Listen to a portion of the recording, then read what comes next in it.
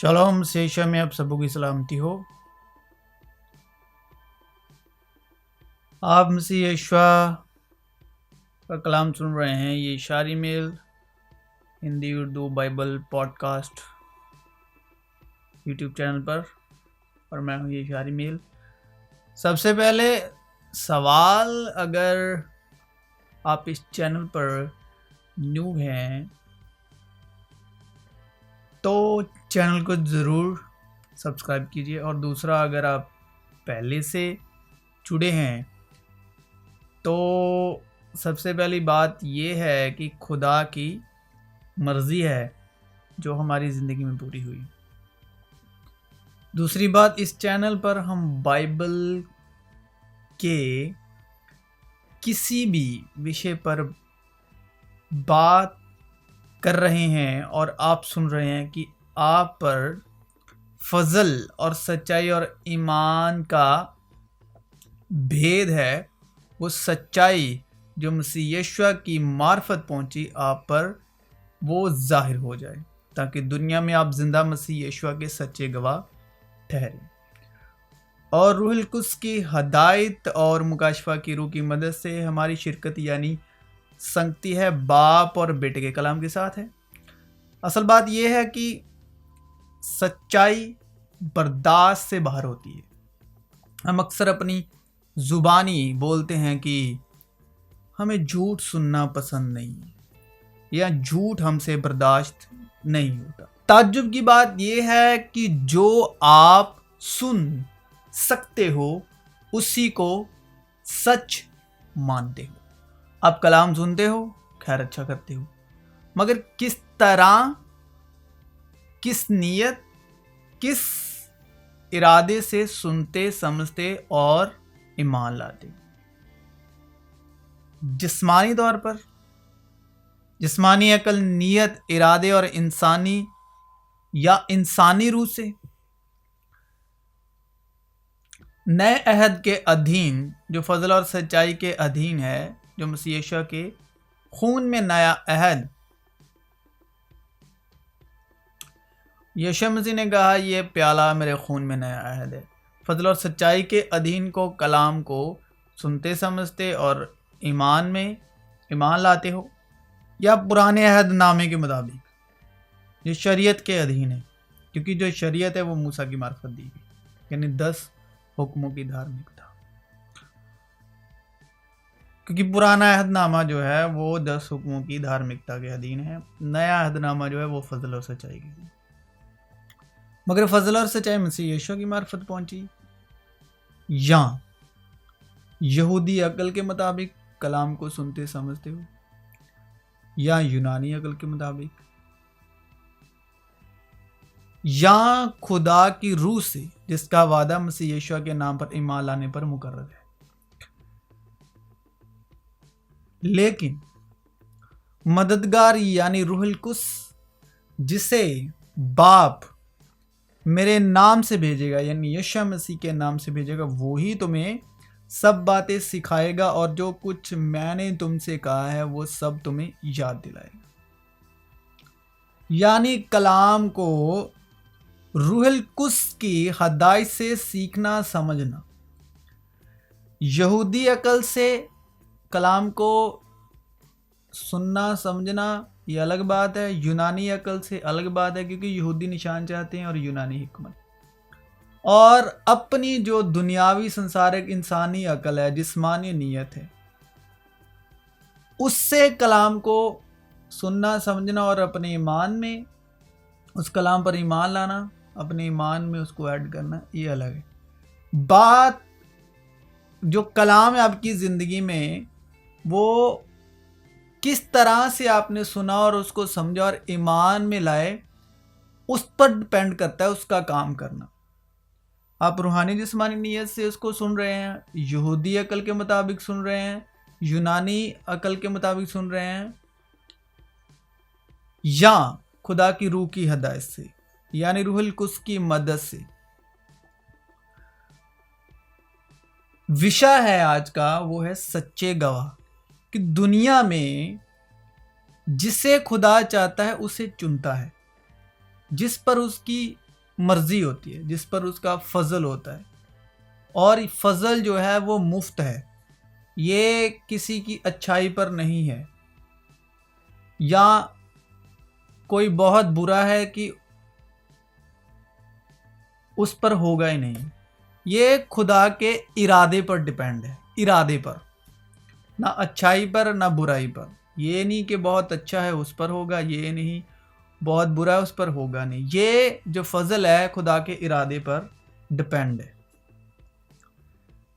कि दुनिया में जिसे खुदा चाहता है उसे चुनता है, कि जिसे खुदा चुन लेता है फिर उसको अपना बना लेता है और अपने आप को उस पर जिंदा जाहिर करता है ताकि वो उसका सच्चा गवाह हो।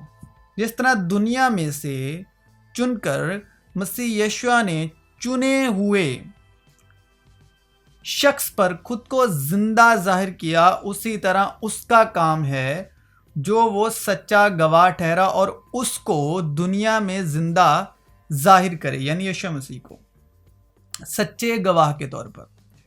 लेकिन जब वो मददगार आएगा जिसको मैं तुम्हारे पास बाप की तरफ से भेजूंगा, यानी सच्चाई की रूह जो बाप की तरफ से निकलती है, तो वो मेरी गवाही देगी। मुझे तुमसे और भी बहुत सी बातें कहनी हैं, मगर अब तुम उनकी बर्दाश्त नहीं कर सकते। लेकिन जब वो यानी सच्चाई की रूह आएगी तो तुमको तमाम सच्चाई की राह दिखाएगी, इसलिए कि वो अपनी तरफ से ना कहेगी, लेकिन जो कुछ सुनेगी वो ही कहेगी और तुम्हें आइंदा की खबरें देगी। वो मेरा जलाल जाहिर करेगी, इसलिए कि मुझ ही से हासिल करके तुम्हें खबरें देगी। जो कुछ बाप का है वो सब मेरा है, इसलिए मैंने कहा कि वो मुझ ही से हासिल करती है और तुम्हें खबरें देगी।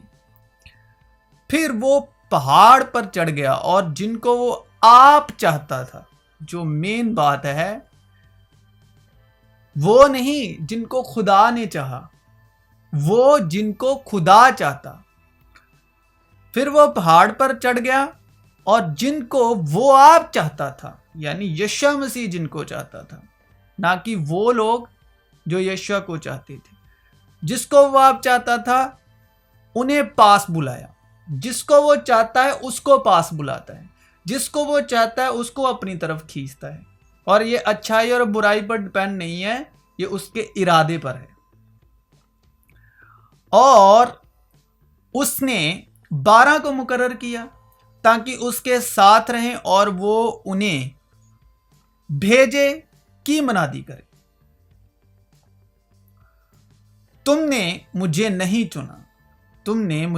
चुना, बल्कि मैंने तुम्हें चुन लिया और तुमको मुकर्रर किया कि जाकर फल लाओ और तुम्हारा फल कायम रहे। क्योंकि सलीब का पैगाम हलाक होने वालों के नजदीक तो बेवकूफ़ी है, मगर हम नजात पाने वालों के नजदीक खुदा की कुदरत है। क्योंकि लिखा है कि मैं हाकिमों की हिकमत को नेस्त और अक्लमंदों की अक्ल को रद्द करूंगा। कहाँ का हाकिम, कहाँ का फकीह, कहाँ का इस जहां का बहस करने वाला? क्या खुदा ने दुनिया की हिकमत को बेवकूफ़ी नहीं ठहराया? इसलिए कि जब खुदा की हिकमत के मुताबिक दुनिया ने अपनी हिकमत से खुदा को ना जाना, तो खुदा को यह पसंद आया कि इस मनादी की बेवकूफ़ी के वसीले से ईमान लाने वालों को नजात दे।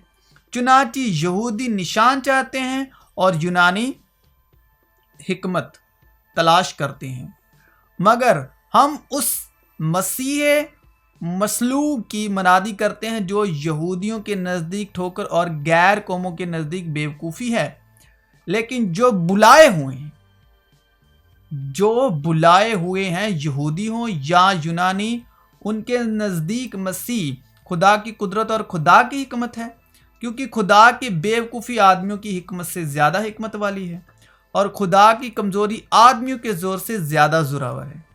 ऐ भाइयों, अपने बुलाए जाने पर तो निगाह करो कि जिस्म के लिहाज से बहुत से हाकिम, यानी जिस्मानी तौर पर, शरीक तौर पर बहुत से हाकिम, बहुत से इख्तियार वाले, बहुत से अशराफ नहीं बुलाए गए, बल्कि खुदा ने दुनिया के बेवकूफ़ों को चुन लिया कि हाकिमों को शर्मिंदा करे, और खुदा ने दुनिया के कमज़ोरों को चुन लिया कि जोरावरों को शर्मिंदा करे, और खुदा ने दुनिया के कमीनों और हकीरों को, बल्कि बेवजूदों को चुन लिया कि मौजूदों को निस्त करे, ताकि कोई बशर खुदा के सामने फ़क्र ना करे।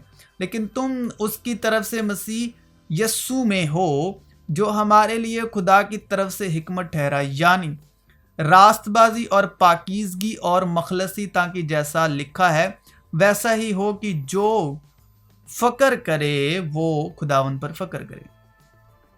मैं तुमको इन बातों का हुक्म इसलिए देता हूँ कि तुम एक दूसरे से मोहब्बत रखो। अगर दुनिया तुमसे अदावत रखती है तो तुम जानते हो कि उसने तुमसे पहले मुझसे भी अदावत रखी है।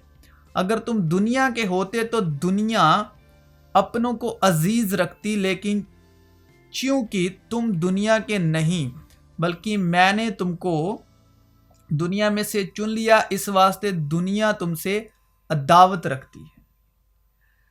जो बात मैंने तुमसे कही थी उसे याद रखो कि नौकर अपने मालिक से बड़ा नहीं होता।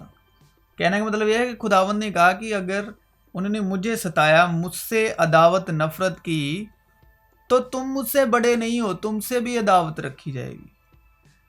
क्योंकि नौकर अपने मालिक से बड़ा नहीं होता। अगर उन्होंने मुझे सताया तो तुम्हें भी सताएंगे। अगर उन्होंने मेरी बात पर अमल किया तो तुम्हारी बात पर भी अमल करेंगे। जिसके पास मेरे हुक्म हैं और वो उन पर अमल करता है, वो ही मुझसे मोहब्बत रखता है, और जो मुझसे मोहब्बत रखता है वो मेरे बाप का प्यारा होगा, और मैं उससे मोहब्बत रखूंगा और अपने आप को उस पर जाहिर करूंगा। उस यहूदा ने जो इस्करियोती ना था, उस यहूदा ने जो इस्करियोती ना था, उससे कहा, ऐ खुदावंद, क्या हुआ कि तू अपने आप को हम पर तो जाहिर किया, तू अपने आप को हम पर तो जाहिर किए चाहता है, मगर दुनिया पर नहीं। मैंने ये बातें तुमसे तमसीलों में कही। वो वक्त आता है कि फिर तुमसे तमसीलों में ना कहूंगा, बल्कि साफ साफ तुम्हें बाप की खबर दूंगा। उस दिन तुम मेरे नाम से मांगोगे, और मैं तुमसे ये नहीं कहता कि बाप से तुम्हारे लिए दरख्वास्त करूंगा, इसलिए कि बाप तो आप ही तुमको अजीज रखता है, क्योंकि तुमने मुझको अजीज रखा है और ईमान लाए हो कि मैं बाप की तरफ से निकला, मैं बाप में से निकला और दुनिया में आया हूं, फिर दुनिया से रुखसत होकर बाप के पास जाता हूं। और अब ए बाप, तो उस जलाल से जो मैं दुनिया की पैदाइश से पेशतर तेरे साथ रखता था, मुझे अपने साथ जलाली बना दे। मैंने तेरे नाम को उन आदमियों पर जाहिर किया जिन्हें तूने दुनिया में से मुझे दिया।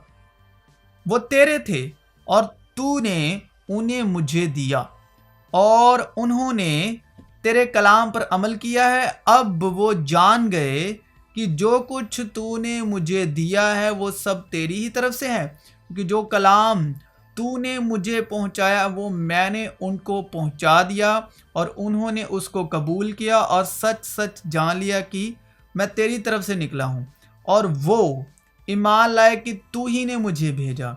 मैं उनके लिए दरख्वास्त करता हूं, मैं दुनिया के लिए दरख्वास्त नहीं करता, बल्कि उनके लिए जिन्हें तूने मुझे दिया है, क्योंकि वो तेरे हैं, और जो कुछ मेरा है वो सब तेरा है, और जो तेरा है वो मेरा है, और इनसे मेरा जलाल जाहिर हुआ। मैं आगे को दुनिया में ना होऊंगा, मगर ये दुनिया में है, और मैं तेरे पास आता हूं।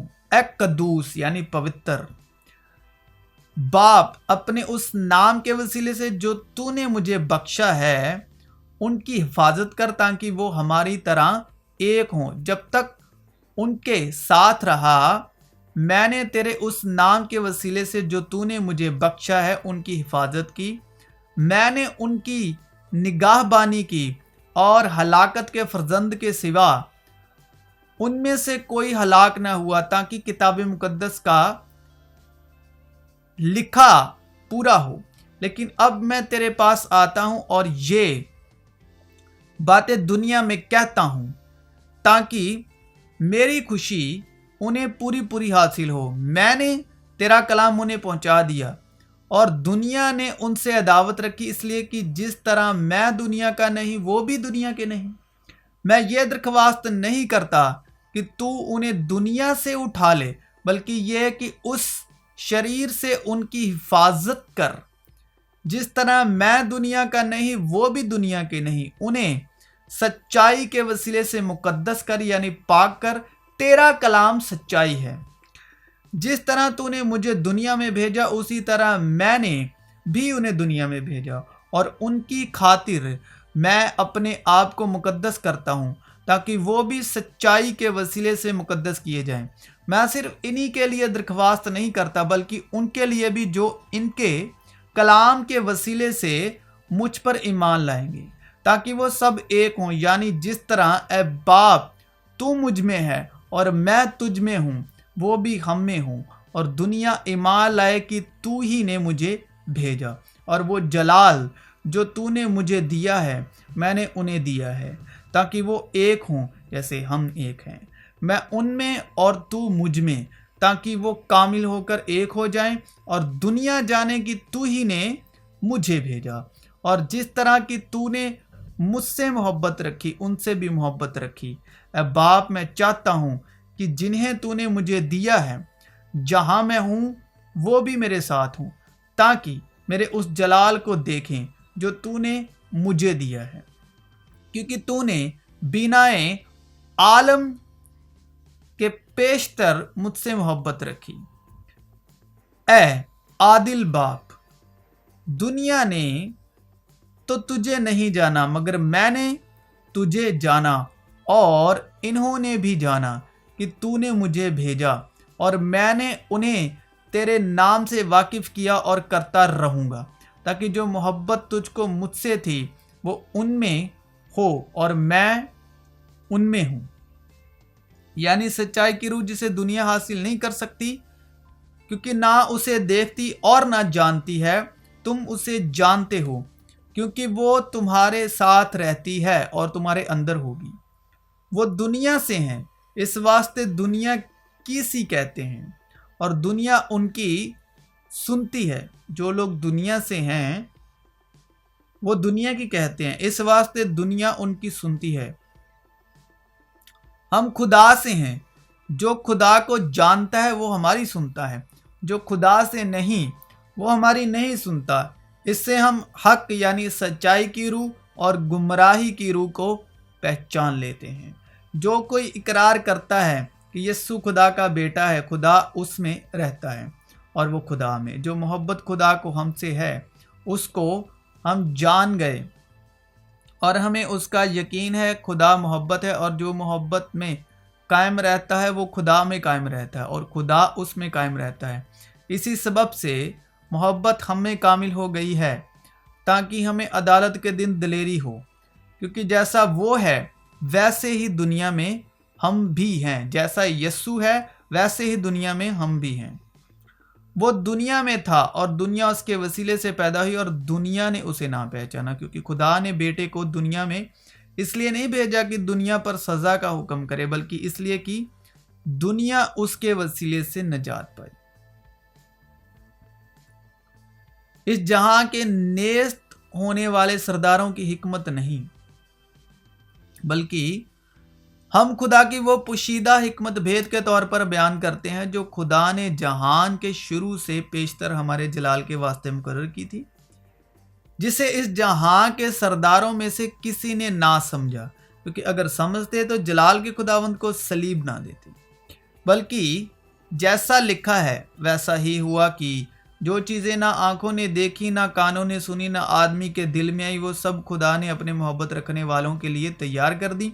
लेकिन हम पर खुदा ने उनको रूह के वसीले से जाहिर किया, क्योंकि रूह सारी बातें बल्कि खुदा की तय की बातें भी दरियाफ्त कर लेती है। क्योंकि इंसानों में से कौन किसी इंसान की बातें जानता है सिवा इंसान की अपनी रूह के जो उसमें है। इसी तरह खुदा की रूह के सिवा कोई खुदा की बातें नहीं जानता, मगर हमने ना दुनिया की रूह बल्कि वो रूह पाई जो खुदा की तरफ से है, ताकि उन बातों को जाने जो खुदा ने हमें इनायत की हैं। और हम इन बातों को उन अल्फाज में नहीं बयान करते जो इंसानी हिकमत ने हमको सिखाए हों, बल्कि उन अल्फाज में जो रूह ने सिखाए हैं, और रूहानी बातों से मुकाबला करते हैं। मगर नफसानी आदमी खुदा की रूह की बातें कबूल नहीं करता, क्योंकि वो उसके नज़दीक बेवकूफ़ी की बातें हैं, और ना वो उन्हें समझ सकता है, क्योंकि वो रूहानी तौर पर परखी जाती हैं। लेकिन रूहानी शख्स सब बातों को परख लेता है, मगर खुद किसी से परखा नहीं जाता। खुदावंद की अकल को किसने जाना कि उसको तालीम दे सके, मगर हमें मसीह की अकल है। क्योंकि खुदा ने दुनिया से ऐसी मोहब्बत रखी कि उसने अपना इकलौता बेटा बख्श दिया, ताकि जो कोई उस पर ईमान लाए हलाक ना हो बल्कि हमेशा की ज़िंदगी पाए। ऐ बच्चों, तुम खुदा से हो और उन पर गालिब आ गए हो, क्योंकि जो तुम में है वो उससे बड़ा है जो दुनिया में है। अब दुनिया की अदालत की जाती है, अब दुनिया का सरदार निकाल दिया जाएगा। ना दुनिया से मोहब्बत रखो, ना उन चीज़ों से जो दुनिया में है। जो कोई दुनिया से मोहब्बत रखता है उसमें बाप की मोहब्बत नहीं, क्योंकि जो कुछ दुनिया में है, यानी जिस्म की ख्वाहिश और आंखों की ख्वाहिश और ज़िंदगी की शेखी, वो बाप की तरफ से नहीं बल्कि दुनिया की तरफ से है। खुदा और हमारे खुदावंद यस्सु की पहचान के सबब फजल और इत्मीनान तुम्हें ज़्यादा होता रहे, क्योंकि उसकी इलाही कुदरत ने वो सब चीज़ें जो ज़िंदगी और दीनदारी से मुत्तालिक हैं हमें उसकी पहचान के वसीले से इनायत की, जिसने हमको अपने ख़ास जलाल और नेकी के ज़रिए से बुलाया, जिनके बायस उसने हमसे कीमती और निहायत बड़े वादे किए, ताकि उनके वसीले से तुम उस खराबी से छूटकर जो दुनिया में बुरी ख्वाहिश के सबब से है, ज़ाते इलाही में शरीक हो जाओ। बस इसी बायस तुम अपनी तरफ से कमाल कोशिश करके अपने ईमान पर नेकी और नेकी पर मार्फत और मार्फत पर परहेजगारी और परहेजगारी पर सब्र और सब्र पर दीनदारी और दीनदारी पर बिरादराना उल्फत और बिरादराना उल्फत पर मोहब्बत बढ़ाओ। क्योंकि अगर ये बातें तुम में मौजूद हों और ज़्यादा भी होती जाएं, तो तुमको हमारे खुदावंद यीशु मसीह के पहचानने में बेकार और बेफल ना होने देंगी। और जिसमें ये बातें ना हो वो अंधा है और वो धुंधला नज़र है, उसकी नज़र जो है वो धुंधली है, और अपने पहले गुनाहों के धोए जाने को भूले बैठा है। बस ए भाइयों, अपने बुलावे और बरगुजीदगी को साबित करने की ज़्यादा कोशिश करो, क्योंकि अगर ऐसा करोगे तो कभी ठोकर ना खाओगे, बल्कि इससे तुम हमारे खुदावंद और मुनज्जी यीशु मसीह की अब्दी बादशाहत में बड़ी इज्जत के साथ दाखिल किए जाओगे। क्योंकि हमें खून और गोश्त से कुश्ती नहीं करनी है, बल्कि हकूमत वालों और इख्तियार वालों और इस दुनिया की तारीकी के हाकिमों और शरारत की उन रूहानी फ़ौजों से जो आसमानी मुकामों में हैं। कहाँ का हाकिम, कहाँ का फ़कीह, कहाँ का इस जहाँ का बहस करने वाला। क्या खुदा ने दुनिया की हिकमत को बेवकूफ़ी नहीं ठहराया? क्योंकि जब हमने तुम्हें अपने खुदावंद यीशु मसीह की कुदरत और आमद से वाकिफ़ किया था, तो दगाबाजी की घड़ी हुई कहानियों की पैरवाई नहीं की थी, बल्कि खुद उसकी अज़मत को देखा था कि उसने खुदा बाप से उस वक्त इज़्ज़त और जलाल पाया जब उस अफजल जलाल में से उसे ये आवाज़ आई कि ये मेरा प्यारा बेटा है जिससे मैं खुश हूँ। और जब हम उसके साथ मुकद्दस पहाड़ पर थे तो आसमान से ये आवाज़ आती सुनी, और हमारे पास नबियों का वो कलाम है जो ज़्यादा मुताबिक ठहरा, और तुम अच्छा करते हो जो ये समझकर उस पर गौर करते हो कि वो एक चिराग है जो अंधेरी जगह में रोशनी बख्शता है। जब तक पौ ना फटे और सुबह का सितारा तुम्हारे दिलों में ना चमके, और पहले ये जान लो कि किताब मुकद्दस की किसी नबूवत की बात की तावील किसी के ज़ाती इख्तियार पर मौकूफ़ नहीं है, क्योंकि नबूवत की कोई बात आदमी की ख्वाहिश से कभी नहीं हुई, बल्कि आदमी रूहुल कुद्स की तहरीक के सबब खुदा की तरफ से बोलते थे। फिर इन बातों के कोई 8 रोज़ बाद ऐसा हुआ कि वो पतरस और यूहन्ना और याकूब को हमरा लेकर पहाड़ पर दुआ मांगने गया। जब वो दुआ मांग रहा था तो ऐसा हुआ कि उसके चेहरे की सूरत बदल गई और उसकी पोशाक सफ़ेद बर्राक, कहते हैं बिजली को, बर्राक हो गई। और देखो 2 शख्स यानी मूसा और एलिया उससे बातें कर रहे थे। ये जलाल में दिखाई दिए और उसके इंतकाल का जिक्र करते थे जो यरूशलेम में वाक़या होने को था। मगर पतरस और उसके साथी नींद में भरे थे, और जब अच्छी तरह बेदार हुए तो उसके जलाल को और उन 2 शख्सों को देखा जो उसके साथ खड़े थे। जब वो उससे जुदा होने लगे तो ऐसा हुआ कि पतरस ने यीशु से कहा, ऐ साहिब, हमारा यहाँ रहना अच्छा है, बस हम 3 डेरे बनाएं, एक तेरे लिए, एक मूसा के लिए, एक एलिया के लिए। लेकिन वो जानता ना था कि क्या कहता है। वो ये कहता ही था कि बादल ने आकर उन पर साया कर लिया, और जब वो बादल में घिरने लगे तो डर गए। और बादल में से एक आवाज़ आई कि ये मेरा बरगुजीदा बेटा है, इसकी सुनो। ये आवाज़ आते ही यीशु अकेला पाया गया और वो चुप रहे, और जो बातें देखी थी उन दिनों में किसी को उनकी कुछ खबर ना थी। और देखो, उसी दिन उनमें से 2 आदमी उस गांव के तरफ जा रहे थे। यीशु मसीह के जी उठने की बात है, जिसका नाम इमाउस है। वो यरूशलेम से कोई 7 मील के फासले पर है। और वो इन सब बातों की बाबत जो वाक़या हुई थी आपस में बातचीत करते जाते थे। जब वो बातचीत और पूछताछ कर रहे थे तो ऐसा हुआ कि यीशु आप नज़दीक आकर उनके साथ हो लिया, लेकिन उनकी आंखें बंद की गई थी कि उसको ना पहचाने। उसने उनसे कहा, ये क्या बातें हैं जो तुम चलते चलते आपस में करते हो? वो गमगीन से खड़े हो गए। फिर एक ने, जिसका नाम क्लियोपस था, जवाब में उससे कहा, क्या तू यरूशलेम में अकेला मुसाफिर है जो नहीं जानता कि इन दिनों उसमें क्या क्या हुआ है? उसने उनसे कहा, क्या हुआ है?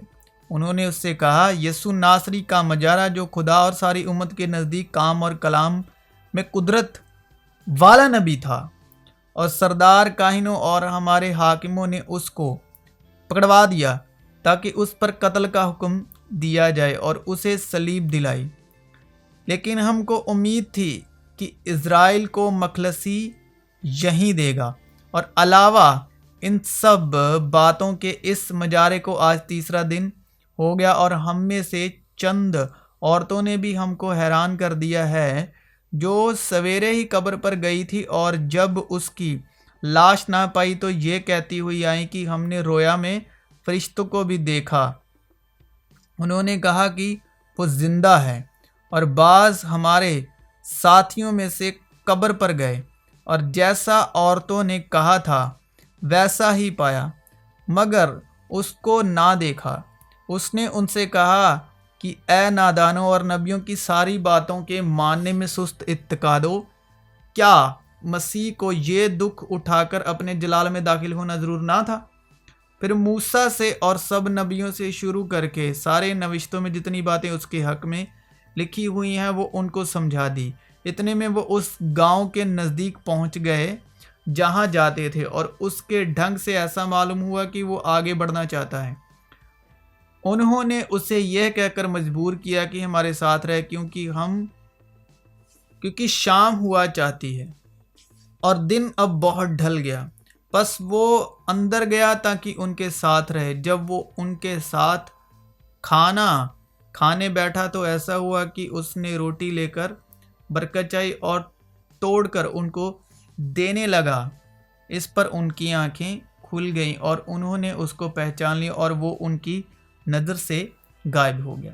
चुनांचे मैंने सबसे पहले तुमको वही बात पहुंचा दी जो मुझे पहुंची थी कि मसीह किताब मुकद्दस के बामुजिब हमारे गुनाहों के लिए मोया और दफन हुआ, और तीसरे दिन किताब मुकद्दस के बामुजिब जी उठा और कैफा को और उसके बाद उन 12 को दिखाई दिया। फिर 500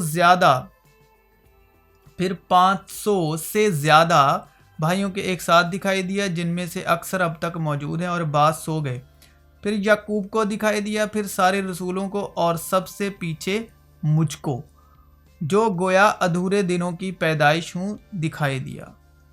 इसी तरह मसीह भी एक बार बहुत लोगों के गुनाह उठाने के लिए कुर्बान होकर दूसरी बार बगैर गुनाह के नजात के लिए उनको दिखाई देगा जो उसकी राह देखते हैं। तो मसीह यीशु में आप सबों की सलामती हो।